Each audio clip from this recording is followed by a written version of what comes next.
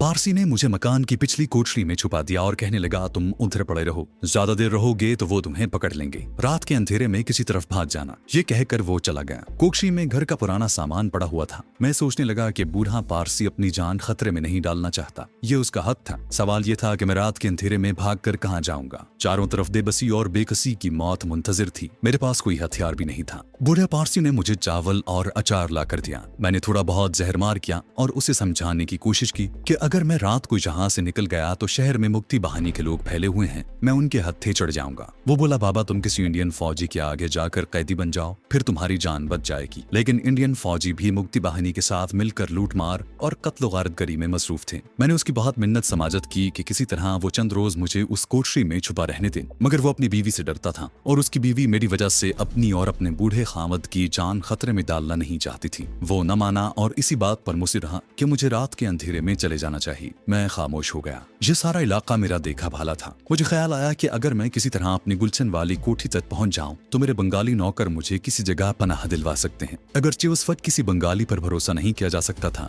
लेकिन इस बर्बरियत के तूफान में लाल मियाँ जैसे बंगाली भी थे जिसने अपनी जान पर खेल कर मेरी जान बचाई थी, और मेरे नौकरों पर तो मेरे काफी एहसान थे। मैंने हर मुश्किल वक्त में उनकी माली मदद की थी। मैंने गुलशन वाली कोठी में जाने का फैसला कर लिया। जब रात काफी गहरी हो गई तो बूढ़ा पारसी मेरे पास आया। उसके हाथ में सब्जी तरकारी काटने वाला चाकू था। बोला, बाबा लोग तुम ये चाकू अपने पास रखो, मैं देख आया हूँ सड़क खाली पड़ी है, तुम किसी दूसरे मकान में चले जाओ। मैंने चाकू जेब में रख लिया और उसका शुक्रिया अदा करके अंधेरे सहन में पहुंच गया। सामने छोटी सड़क तारीकी में डूबी हुई थी। धान मंडी की तरफ से किसी वक्त गोली चलने की आवाज आ जाती। मकान से निकलकर मैं एक तरफ चलने लगा। हर तरफ वीरानी और हू का आलम था। कभी कभी ब्रेन गन की फायरिंग की आवाज आती जो माहौल को और ज्यादा भयानक बना देती।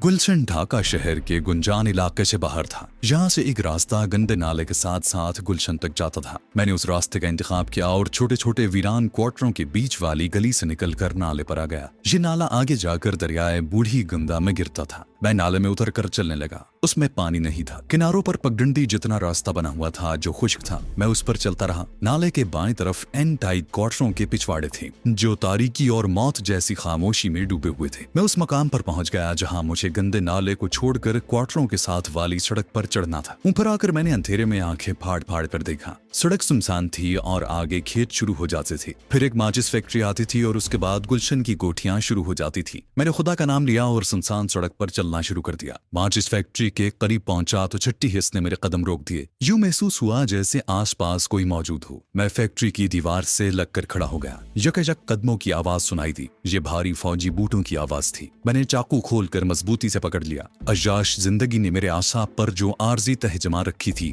वो आनन फानन उतर गई और फिर एक बार मौत से खेलने वाला कमांडो बन गया और जमीन पर लेटकर कोहनियों के बल दीवार के साथ साथ रेंगने लगा। बूटों की आवाज दीवार के दूसरी जानिब से आ रही थी। मैं रेंगता रहा हत्ता के दीवार खत्म हो गई। मैंने सिर उठाकर देखा। मुझसे चंद कदमों के फासले पर एक आदमी फैक्ट्री के गेट के आगे टहल रहा था। अंधेरे के बावजूद मैंने उसकी वर्दी और कांधे से लटकी हुई ब्रेम गन देख ली। ये कोई इंडियन फौजी था या मुक्ति बहानी वाला था। मेरा जहन तेजी से काम करने लगा। मेरे सामने 5 कदम के फासले पर झाड़ियां थी। मैंने एक छोटा सा पत्थर उठाकर झाड़ियों में फेंक दिया। पत्थर की आवाज पर उस आदमी ने प्रेन गन हाथों में पकड़ ली और झाड़ियों की तरफ देखकर कहा, हॉल्ट। मैं समझ गया कि वो इंडियन सिपाही है और फैक्ट्री के बाहर पहरा दे रहा है।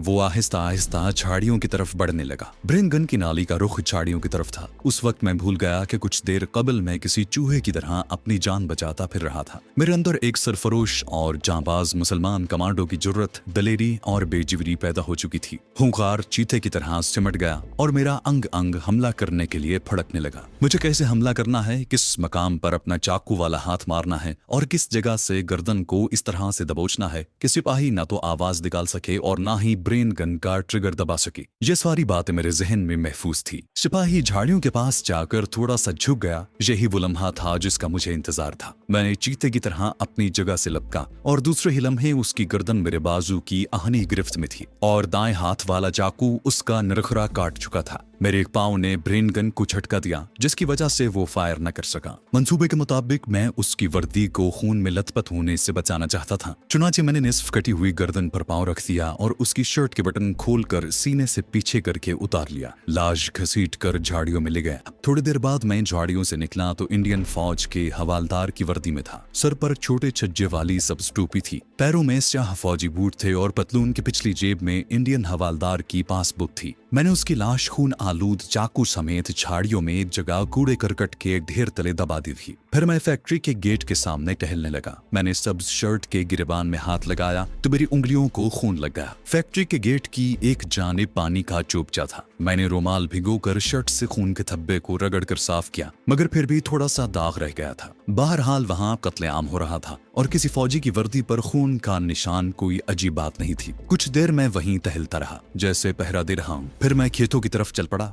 उन खेतों के पीछे गुलशन की आबादी थी। इंडियन फौजी की वर्दी की वजह से मैं किसी हद तक बेखौफ था, लेकिन दिल में ये अंदेशा भी था कि अगर पोल खुल गया तो मौत यकीनी होगी और फिर शायद भाग भी ना सकूं। खेत वीरान पड़े थे। अंधेरे में एक जगह पानी चमक रहा था। गुलशन की कोठियां तारीक थीं। सिर्फ उन बंगलों के बरामदे रोशन थे जहां बंगाली खानदान आबाद थे। मालूम हुआ कि उस इलाके में बिजली की सप्लाई बहाल कर दी गई है। मैं बज़ाहिर गश्त के अंदाज से चल रहा था, मगर मेरे अंदर सारी गोरीला सलाहियतें बेदार थी। खेतों से निकलकर मैं गुलशन कॉलोनी की सड़क पर आ गया। स्ट्रीट लैंप रोशन नहीं थे। मैं एक कोठी के करीब से गुजर रहा था कि अचानक अंदर से इंडियन फौज के 4 सिपाही बाहर आए। उन्होंने लूटे हुए सामान के थैले उठा रखे थे। मुझे देखकर वो ठिठक से गए। साथ वाली कोठी के बरामदे की रोशनी आ रही थी। मैं एकदम से भारतीय रेजिमेंट का हवालदार बन गया और खालिस माझे की पंजाबी लहजे में बोला, ओए जांगली, तुम उधर भोपड़ डाकू बना क्या करता है? मैं हवालदार घनश्याम तिवाड़ी हूँ। तुम किस रेजिमेंट से आए हो? वो 4 15वीं हिसार रेजिमेंट के सिपाही थे। एक नायक था। उन्होंने थैले जमीन पर रखे और सैल्यूट मारकर अटेंशन खड़े हुए।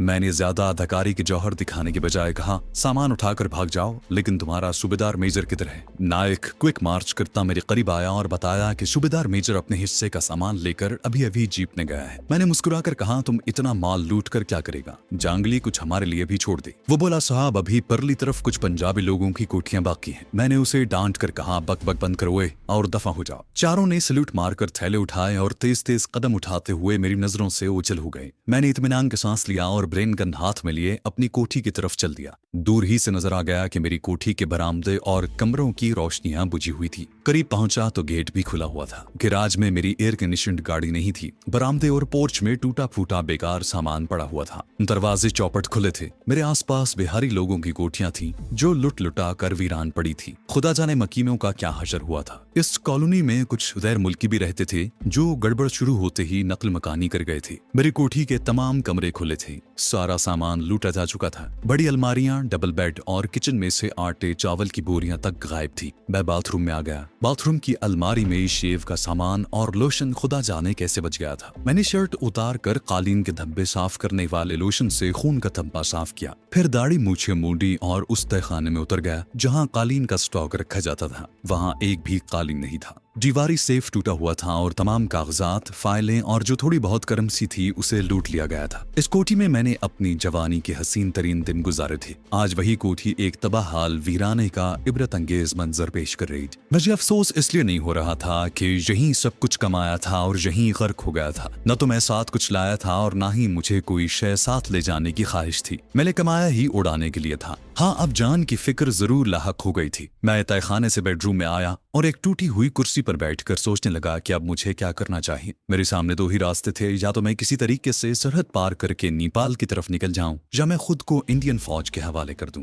फरार बड़ा कठिन काम था। ढाका से नेपाल की सरहद हजारों मील दूर थी। फिर रास्ते में कदम कदम पर खतरा था, कहीं भी पकड़ा जा सकता था। सारे मुल्क पर इंडियन फौज और मुक्ति बाहिनी का कब्जा हो चुका था। दूसरे मंसूबे पर अमल करता तो 20% उम्मीद थी कि इंडियन फौज मुझे अपना कैदी बना ले। सिविलियन होने की वजह से वो मुझे मुक्ति बाहिनी के हवाले भी कर सकते थे और मुक्ति बाहिनी वाले पंजाबी, पठान और किसी बिहारी को जिंदा नहीं छोड़ते थे। सरहद पार करके भारत में दाखिल होना एक बार फिर अपने आप को मौत के गिरदाब में झोंकने के मुतरादिफ था। सोच सोच कर आखिर मैंने यही फैसला किया कि जिस तरह भी हो सके मुझे नेपाल पहुंच जाना चाहिए। वहां हमारा सिफारत खाना भी था और पाकिस्तान के साथ नेपाल के ताल्लुकात भी ठीक थे। लेकिन नेपाल की सरहद तक पहुंचना आसान नहीं था। मुझे सही रास्ता विषय का इल्म भी नहीं था। मैं अपनी परेशान कुन सोचों में गुम था कि अचानक दो आदमियों के बोलने की आवाज आई। मैं एकदम कुर्सी से उठा, ब्रेन गन हाथ में पकड़ी और दबे पांव चलता दरवाजे की तरफ बढ़ा। आवाजें बरामदे से आ रही थी। अब एक औरत की आवाज भी आई। वो मरी हुई आवाज में रहम की भीख मांग रही थी। मैं दबे पांव टीवी लाउंज से गुजर कर एकदम से बरामदे में आ गया और ब्रेन गन तान कर फौजी अंदाज में बोला, कौन है? दो भारतीय फौजी एक साड़ी पोश दुबली पतली औरत को खींचते हुए एक कमरे में ले जाने की कोशिश कर रहे थे। अपने सामने वर्दी पोश फौजी को देखकर उन्होंने औरत के बाजू छोड़ दिए। औरत नीम बेहोशी के आलम में बरामदे के फर्श पर ही पड़ी रही। मैंने कड़क कर कहा, मैं 17वीं जाट रेजिमेंट का हवालदार घनश्याम तिवारी हूँ। तुम कौन हो? दोनों सैल्यूट मारकर अटेंशन हो गए। मैंने कहा, जांगली की औलाद, तुम इधर बदमाशी करता है, हम तुम्हारा कोर्ट मार्शल करेगा। तुम हिसार रेजिमेंट के जांगली है। पहले वाले सिपाहियों से मुझे इतना पता चल गया था कि उधर हिसार रेजिमेंट के जवान तैनात थे। एक सिपाही बोला, साहब सब जवान इधर यही करता है, हमको माफ कर दो, आगे से नहीं करेगा। मैं भी उनसे खलासी चाहता था, इसलिए गरजदार आवाज में कहा, इसको यहीं छोड़कर डबल मार्च करते हुए दफा हो जाओ, हम इसको इसके घर पहुंचाएगा। तुम्हारा घर किधर है बीबी? साढ़े पोश औरत घुटनों में सर दिए आहिस्ता आहिस्ता सिसकियां भर रही थी। दोनों सिख फौजी सैल्यूट मारकर तेज तेज कदम उठाते कोठी के गेट से निकल गए। मैंने फर्श पर बैठी औरत से उसका नाम पूछा तो वो हाथ जोड़कर रोते हुए गिड़गिड़ाई, खुदा के लिए मुझे गोली मार दो। वो साफ उर्दू बोल रही थी। उसके माथे पर बिंदिया भी नहीं थी। कोई मुसलमान थी और शायद बिहारी फैमिली से ताल्लुक रखती थी। मैंने तसल्ली दी और कहा कि वो फिक्र न करे, उसे उसके घर पहुंचा दिया जाएगा। वो फूट फूट कर रोने लगी। मेरा घर अब कहाँ है? मेरा कोई घर नहीं रहा, खुदा के लिए मुझ पर रहम करो, मुझे गोली मार दो, मैं मरना चाहती हूँ। उसने उठकर मेरी ब्रेन गन पकड़ने की कोशिश की तो मैंने उसे सख्ती से पीछे धकेल दिया। क्या कर रही हो तुम? होश में आओ। मैं उसे धकेलता हुआ अंदर टीवी लाउंज में ले आया। बरामदे में हमारी आवाजें सुनी जा सकती थी। वो नंगे फर्श पर बैठ गई और घुटनों में सर देकर सिसकियां भरने लगी। मैंने पूछा, तुम्हारा नाम क्या है बीबी? तुम्हारे घर वाले कहाँ हैं? और क्या तुम गुलशन कॉलोनी में रहती थी? औरत के बाल लंबे थे और उसकी उम्र 25 साल से ज्यादा नहीं थी। वो रोए जा रही थी। मैं सोच रहा था कि उस पर अपना आप जाहिर कर दूं या न करूं। वो अभी तक मुझे इंडियन फौजी ही समझ रही थी और मुझसे बेहद खौफ थी और सिमटी बैठी हुई थी। इतने में बाहर से एक बार फिर ऊंची आवाज आई। मैं बाहर निकलने ही वाला था कि अचानक 3 फौजी अंदर दाखिल हुए। उनमें से 2 तो वही फौजी थे जिनके पंजे से मैंने अभी अभी इस लड़की को छुड़ाया था। तीसरा फौजी कोई अफसर था। उसके हाथ में बेद का छोटा सा अफसरों वाला डंडा था। दोनों सिख फौजी ब्रेन गन ताने उसके पहलू में दाएं बाएं खड़े थे। मैं समझ गया कि इन सिख फौजियों ने उस अफसर से मेरी बात की होगी और ये इंडियन फौज का कैप्टन मेरी चेकिंग के लिए आया है। मैंने उसे जोरदार सैल्यूट किया और कहा, हवालदार घनश्याम, राम जाट रेजिमेंट सर। मैं किस हलाकत खेज सूरत हाल से दो चार था, उस लड़की को इसका इल्म नहीं था। इतना जरूर हुआ कि उसकी सिसकियां बंद हो गईं और वो सहमी हुई नजरों से हमें देख रही थी। इंडियन कैप्टन ने कहा कि मैं 14 हिसार रेजिमेंट का कैप्टन जगदीश मेहरा हूँ। क्या मैं तुम्हारा शनाख्ती कार्ड देख सकता हूँ हवालदार घनश्याम?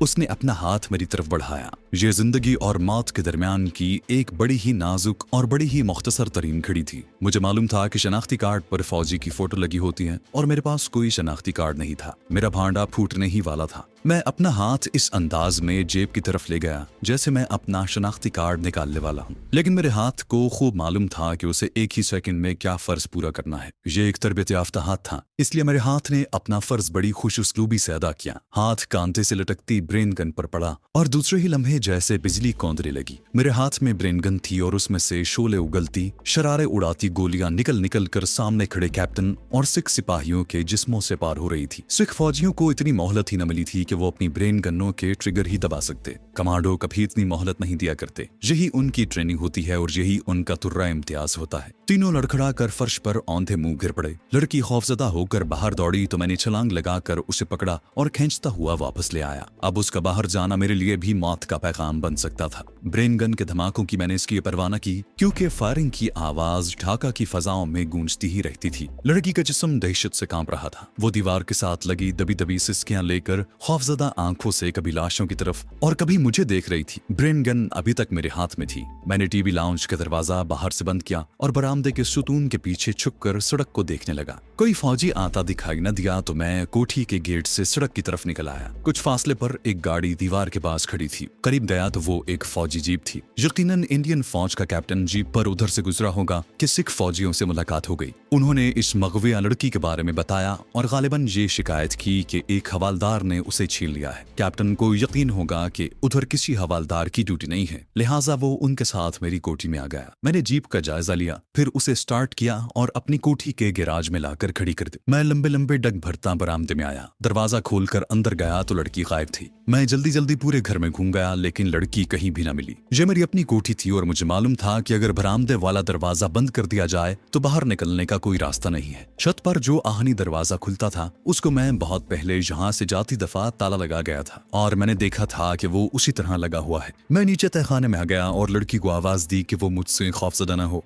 मैं इंडियन नहीं हूँ बल्कि मुसलमान हूँ। मेरी आवाज सुनकर वो तहखाने के अंधेरे कोने से बाहर आ गई। उसके चेहरे पर दहशत और खौफ के साथ अब हैरत के तासुरात भी थे। आंखें आंसुओं से भीगी हुई थी। मैं उसे ऊपर वाले कमरे में ले आया। वो गमो अंतोह की तस्वीर बनी मेरे सामने फर्श पर बैठी हुई थी। मैं भी उसके पास ही फर्श पर बैठ गया और उसे सरसरी तौर पर अपने हालात से आगाह कर दिया। अलबत्ता ये नहीं बताया कि दर हकीकत मैं कौन हूँ। जवाबन लड़की ने सिसकियों के साथ अपनी दास्तान सुनाई तो मेरे रोंगटे खड़े हो गए। वो सेंट्रल गवर्नमेंट की एक आला अफसर की बीवी थी। उसकी शादी को सिर्फ 2 माह हुए थे। उसके खावत का तबादला कराची से ढाका हुआ तो वो यहाँ आ गई और गुलशन कॉलोनी के एक फ्लैट में रहने लगे। ढाका फॉल के बाद उसका खावत उसे लेकर साथ वाली कोठी में एक बंगाली के यहाँ गया। उस इंसान दोस्त बंगाली ने दोनों को अपनी कोठी में छुपा लिया, मगर नौकरों ने मुक्ति बाहिनी वालों को इतला कर दी। वो वहां आ धमके और बंगाली ऑफिसर को हुक्म दिया कि जिन गैर बंगाली जोड़े को उसने छुपा रखा है उसे बाहर निकाले। बंगाली ऑफिसर ने मज़ाहमत की तो मुक्ति बाहिनी वालों ने उसे जख्मी करके तलाशी ली और उन्हें घसीट कर बाहर निकाला। उसके खामत को वहीं शूट कर दिया गया और उसे अगवा करके ले जा रहे थे कि 2 सिख सिपाही पहुंच गए। उन्होंने उस लड़की को उनसे छीन लिया और मेरी खाली कोठी में ले आए। मैं उस लड़की और उसके शौहर का असली नाम नहीं बताऊंगा।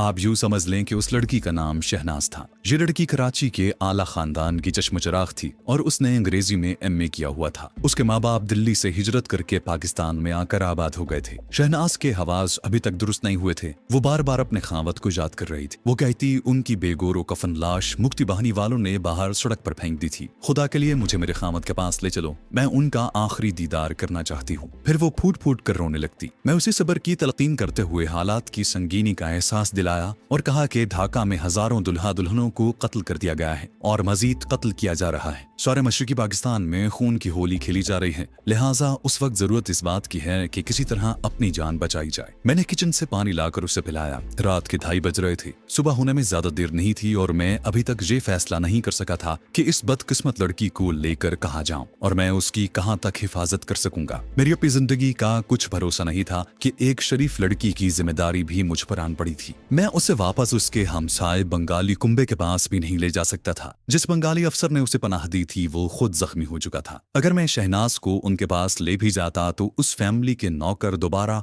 मुक्ति बाहिनी वालों को खबर कर सकते थे। मैंने शहनाज से इस मौजू पर बात की तो वो सहम गई। मैं वहां नहीं जाऊंगी, वो लोग फिर आ जाएंगे। खुदा के लिए मेरे खामत की लाश सड़क पर से उठा लाओ। मशरकी पाकिस्तान की सड़कों, घाटियों, शाहराहों और गलियों कूचों में सैकड़ों माओं के जिगरगोशों की लाशें बेगोरो कफन पड़ी थी। मैं किस किस की लाश उठाता। शहनाज को किचन में छोड़कर मैं टीवी लाउंज में आ गया। तीनों लाशें वैसे ही औंधी पड़ी थी। मैं अपने साथ किचन में से मोमबत्ती लेता आया था। मैंने मोमबत्ती जलाई तो देखा कि तीनों लाशों पर बेशुमार चूंटियां रीग रही थी। खुदा जाने इतनी सारी चूंटियां कहां से आ गई थी। लाशें चूंटियों से ढक गई थी। मैंने दोनों सिख फौजियों की ब्रेन गन्ने और हिंदू कैप्टन का रिवॉल्वर उतारा और किचन में वापस आ गया। ब्रेन गन का चैम्बर तकरीबन खाली हो चुका था, जबकि दोनों सिखों की ब्रेन गन्ने भरी हुई थी। शहनाज दीवार के साथ लगी फर्श पर खामोश बैठी मुझे पथराई हुई आंखों से देख रही थी। जलती हुई मोमबत्ती की रोशनी में उसका चेहरा बेहद गमगीन नजर आ रहा था। शहनाज का रंग खिलता हुआ था और वो एक खुश शक्ल लड़की थी। मैंने मोमबत्ती एक तरफ प्याली में यूं रख दी कि उसकी रोशनी बाजार वाली खिड़की और रोशनदान पर न पड़े। सुबह होने वाली थी। अगरचे इंडियन फौज की कोई टोली गश्त करती उधर निकल आई तो सिपाही कोठी में खड़ी फौजी जीप देखकर अंदर आ सकते हैं और फिर हमारा जो हशर होगा वो मालूम था।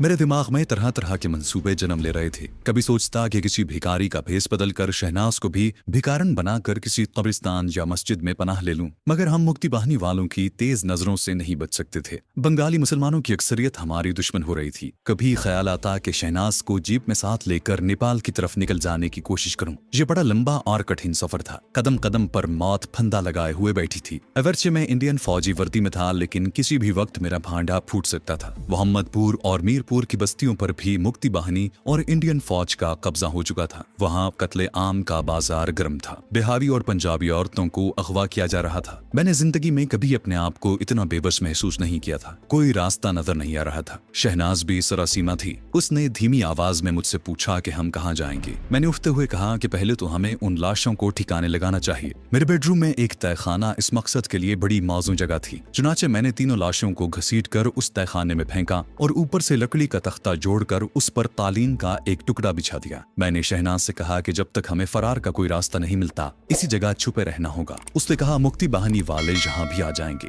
मैंने कहा ये कोठी लूटी जा चुकी है, मेरा ख्याल है कि कोई मुश्किल ही से इधर का रुख करेगा। ये कहकर मैंने किचन का जायजा लिया।